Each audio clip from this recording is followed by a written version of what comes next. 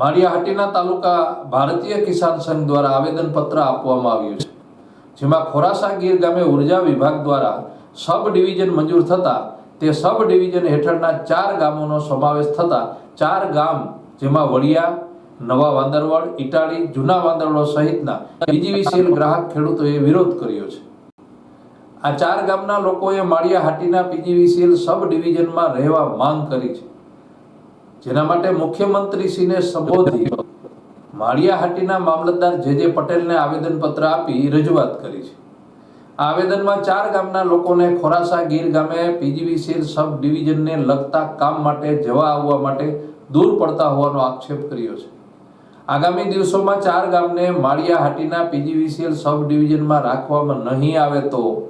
માળિયાહાટીના તાલુકા ભારતીય કિસાન સંઘ પ્રમુખ, મારું નામ કાગડા જે કે ભારતીય કિસાન સંઘ પ્રમુખ, આજે અમારે જે સરકારશ્રીને મામલતદાર દ્વારા આવેદનપત્ર આપવામાં આવ્યું છે કે અમારે સબ ડિવિઝન ખોરાસા જે મંજૂર થયેલ છે એક આનંદની વાત છે, પણ અમારા જે ગામડા છે વડિયા, ઇટાળી, નવા જૂના વાંદરવડ એને અમારે માળિયા જીએબી ઓફિસ નજીક થાય છે, માટે સરકારશ્રીને વિનંતી કે કોઈ પણ ભોગે અમારે અહીંયા રહેવાનું છે। જો સરકારશ્રી આ બાબત ધ્યાન નહીં આપવામાં આવે તો ગાંધી સિંધિયા માર્ગે આંદોલન કરવામાં આવશે।